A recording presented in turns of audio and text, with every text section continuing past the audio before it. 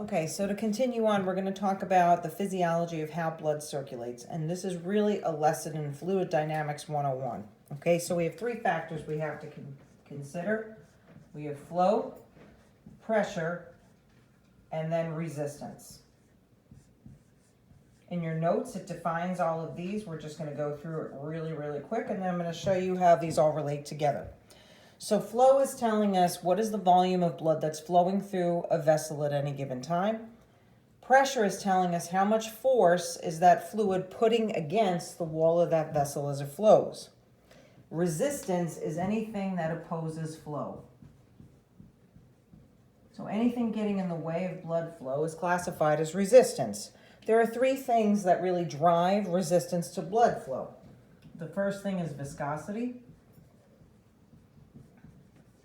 Okay, that's the first one. The second one is vessel length.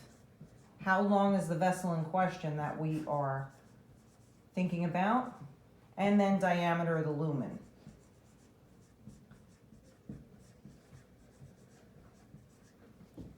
Now, we don't want to overcomplicate this. When we're thinking about this, you think about how you would have water flowing through a hose, right?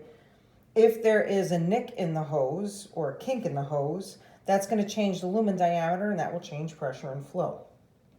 All right, so viscosity is the first thing. Viscosity tells us thickness.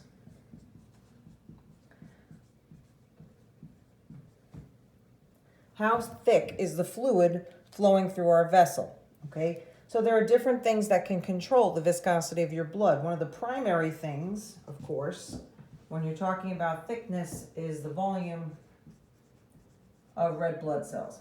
Red blood cells are the dominant blood cell within your blood. Remember, we have different types and different classes of blood cells, but if you look at it, it's a sheer numbers game. When you're talking about red blood cells, you're talking values in the millions versus white blood cells where you're talking values in the 10,000s. So the more of the red blood cells that you have, it would increase the thickness or viscosity of your blood. Think about the difference between water and maple syrup. Maple syrup is more viscous than water, so the flow rate is going to be different. The thicker the liquid, the slower the flow. The vessel length basically tells us the longer the vessel is, the greater the resistance to flow. The lumen diameter, so if you're thinking about a lumen that's wide open, okay, versus a lumen that's much smaller, when we're talking about the diameter, you're talking about this, okay? So we have A and B. You're going to encounter more resistance with B because the lumen diameter is narrower. The more narrow the lumen diameter, the greater the resistance to flow, okay? So now we're going to tie all of these together.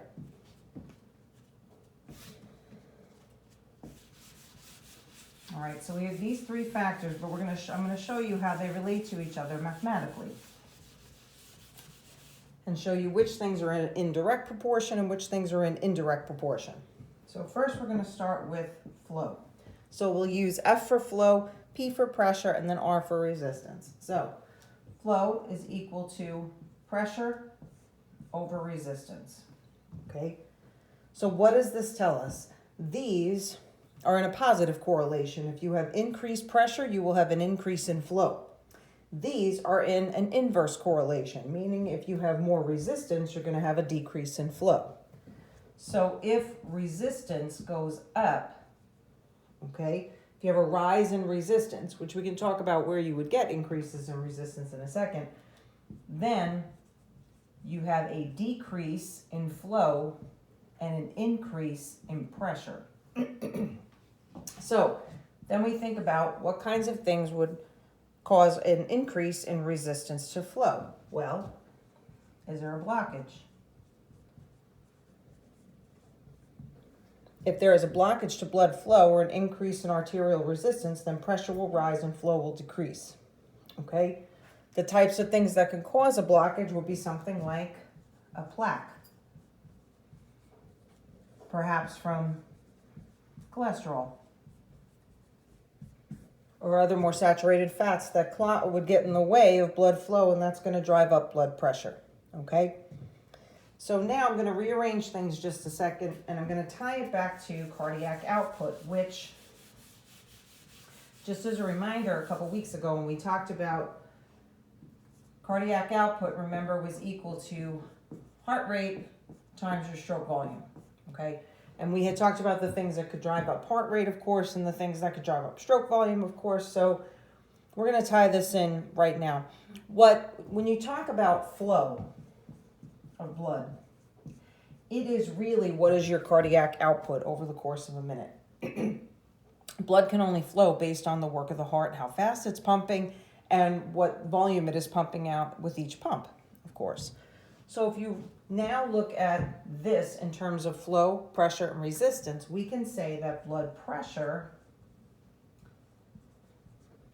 is equal to your cardiac output. So what are you putting out from a blood flow rate per minute? Okay, so this is taking the place of flow times resistance.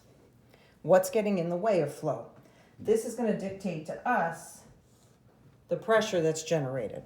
Now, everybody gets caught up in blood pressure as being a bad thing because we get very concerned with high blood pressure, but we want to be mindful that you absolutely need a defined amount of pressure in your circulatory system to ensure that all of your organs are getting the appropriate blood that they need at the appropriate time. So we're going to come back to this and talk a little bit about now high blood pressure versus low blood pressure. And then I'm going to tie in some of the things that will influence cardiac output as well. Okay, so let's talk blood pressure.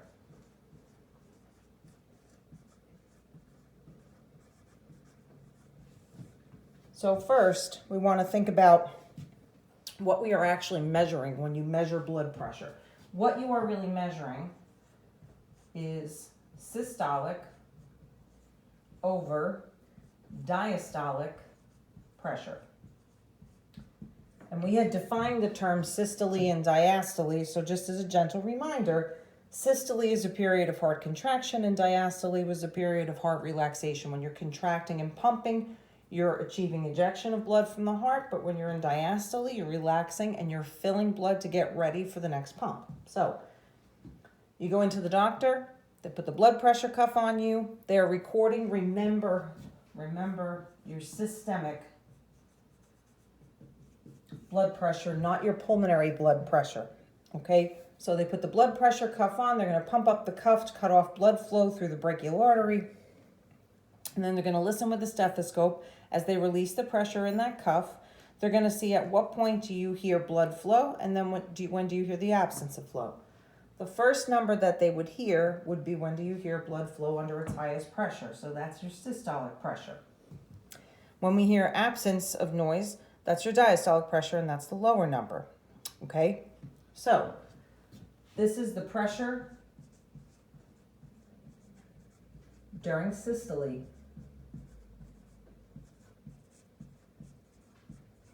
over pressure generated during diastole.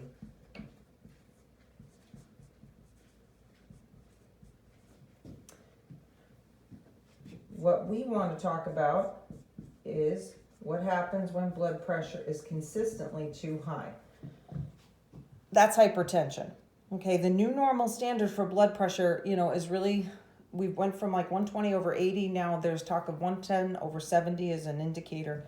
A good kind of cutoff for hypertension would be when the diastolic pressure is over 90, okay? So if you have someone who's got consistent diastolic pressure that's over 90, then we would consider them to be, stage 1 hypertensive, and it may warrant treatment, okay? What puts us at risk for hypertension? Well, there are some things that are risk factors for hypertension that you cannot control, and then there are things that are risk factors for hypertension that you can control. So things that you cannot control would be things like gender, age, race.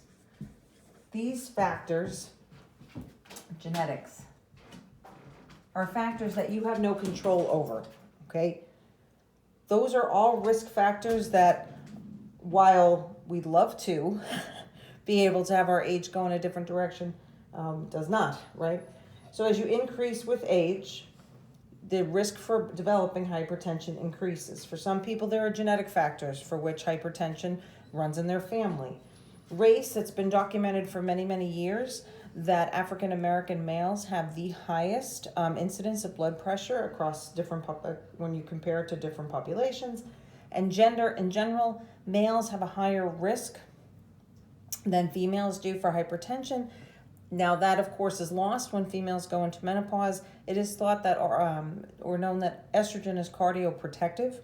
And so once a female goes through menopause and she no longer has that level of estrogen, and now her estrogen levels have declined to 0, then her risk becomes that of her male counterpart.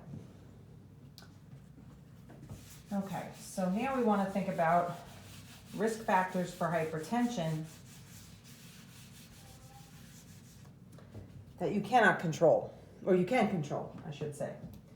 So other risk factors that I have control over, but may not abide by them. Okay, first one, your diet. Diets with high saturated fat, high salt, are both risk factors for hypertension. Lack of exercise. You all know how I feel about exercise. I don't like to sweat publicly as much as the next person, but if you don't do any aerobic exercise, it does put you at risk for developing hypertension, which can put you at risk for a heart attack and for a stroke. Smoking. I don't know if we can include vaping in there just yet, but I think it's coming. Okay, for those individuals who smoke, they're putting themselves at risk. I'm not saying by any means that they will develop hypertension. I'm saying that they are at risk for developing hypertension, okay? So smoking is definitely a risk factor. Poor diet is definitely a risk factor. Lack of exercise is definitely a risk factor for sure. Stress. Elevated stress levels put you at risk for hypertension. You can imagine, especially if someone is in short-term stress, epinephrine will increase heart rate. So that's certainly going to, and if you have persistent increase in heart rate, it definitely changes cardiac output and can put you at risk for a heart attack or stroke. So now that we know the risk, these are modifiable risks. You can modify diet, you can start exercising, quit smoking, and modify your stress level. So these are modifiable risk factors, okay? So how come people don't modify them? I think you all can answer that for me, but that's usually because we don't want to do the work. Lord knows I don't. Okay. Treatment for hypertension. Do we need to treat it? Yeah. So your body can adjust to mild increases in blood pressure. The problem with elevated blood pressure that remains untreated over the long haul is it can cause significant damage to your kidneys, okay? And is one of the risk factors for kidney failure. And so if possible, we want to be able to treat it and get our blood pressure under control to a level that is safe. Okay, this treatment would require modifying over time. So some of the treatments that are available. So we have diuretics. Okay, that's going to relieve fluid pressure. You have calcium channel blockers.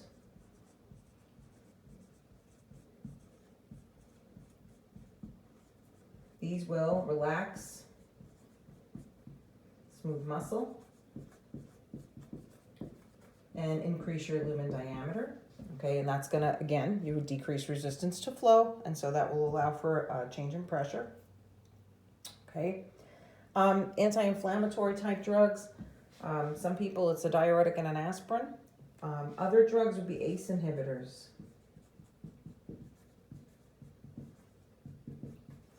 These specifically will talk to the RAA system that we discussed. This we're going to loop back in when we cover the kidney, and we'll talk about the RAA system again. And that's more about fluid control. By inhibiting ACE, we're kind of compromising the RAA system, but also this will inhibit the actions of angiotensin. as you would suspect, you think tensin, tension. Angiotensin is a very good vasoconstrictor. And so if we block the actions of angiotensin, you don't get those vasoconstrictive properties. That's going to allow for the lumen diameter of our vessels to kind of relax a little bit and dilate. And by doing that, you'll drop pressure. Okay? Okay. How is blood pressure adjusted? So there has to be control over blood pressure. Okay?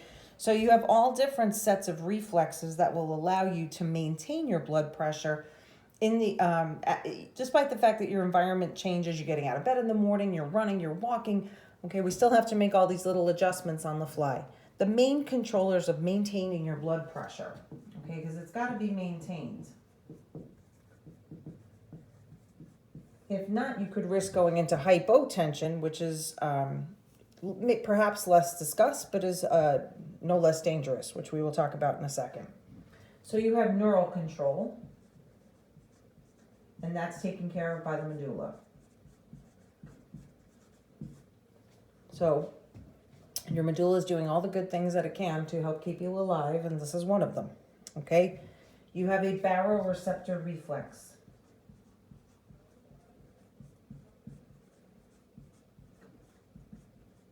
Think baro like barometer. These receptors are looking at pressure. So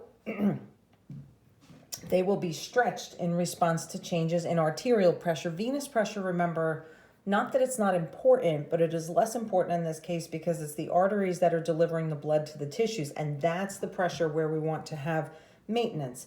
Your venous pressure, we all know, is low pressure to start with. It's a low pressure system, okay? So these are going to respond to pressure. So if arterial pressure rises, these are going to stretch and set off a series of outcomes that are going to allow us to lower arterial pressure.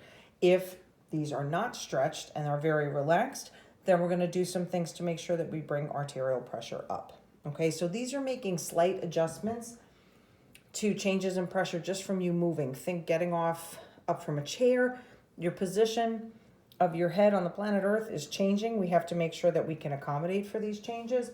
Where are these located? The carotid bodies.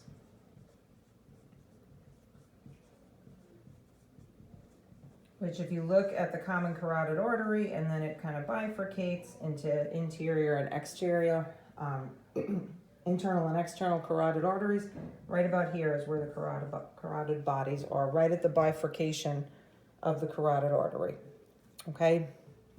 So remember, you have common internal and external carotid arteries. When you're looking at the blood vessels in the lab, you see that? The carotid bodies is right about where they bifurcate. Okay, chemoreceptor. These we'll talk more about when we talk about the respiratory system. Chemoreceptors are going to respond to changes in things like oxygen, carbon dioxide, pH of blood, which we will talk about again when we do the respiratory system. This is going to become very, very apparent, okay? And then two other things that are important in maintaining your blood pressure is hormones and then your renal system. So I'm going to touch upon the hormones first and then the renal system second. Okay. So then we want to think about what hormones would be involved in maintaining your blood pressure. So for example, you would have things like atrial natriuretic factor, which I'll define this in a minute. You would also have things like angiotensin 2.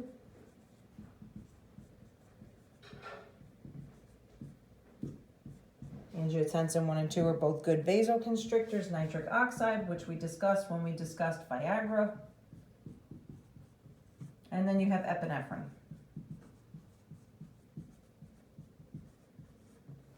Okay.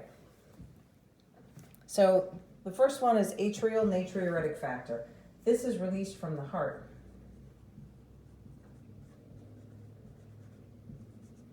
What this will do, it will allow for a decrease in blood pressure, and it will do so by allowing an increase in diuresis. So if we're losing fluid, right, will decrease pressure. Angiotensin, as I said, we just discussed ACE inhibitors. Angiotensin is a very good vasoconstrictor. So if you vasoconstrict, you will increase pressure. Nitric oxide, we discussed when we discussed Viagra, and we talked about one of the side effects of Viagra would be a significant drop off in pressure if you're giving your patient Viagra on top of nitroglycerin or nitrates for chest pain. Nitric oxide is a vasodilator. So it will decrease blood pressure. Now again, when used as an ED drug, nitric oxide or Viagra is vasodilating to that erectile tissue of the penis, so it's helping to achieve and maintain an erection. However, if we're talking about it from a cardiac side of the house, it's a vasodilator, so overall it's going to drop your blood pressure systemically. Epinephrine is going to increase heart rate, and that will increase blood pressure. You're going to increase contractility and cardiac output. Okay, the last piece of how blood pressure is maintained would be your renal system, your kidneys.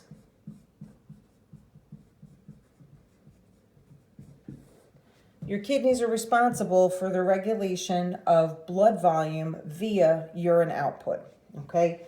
We're going to circle back to this when we do the renal system. But one thing you want to keep in mind is your kidneys are ultimately in control of fluid balance. So if you increase fluid output, you increase diuresis and fluid output, you will drop blood pressure, right? Because you're dropping volume. If you're retaining fluid, which is the actions of things like aldosterone, which we totally want to forget the hormones, but we can never ever forget them. Remember, aldosterone is a mineralocorticoid. What it is really targeting is retaining sodium, but because sodium and water will be retained together, if you are releasing aldosterone, you are increasing your level of fluid retention. This will overall drive up blood pressure, okay? Your kidneys are large and in charge. They're basically maintaining how much fluid output you will have based on intake and other factors during the day.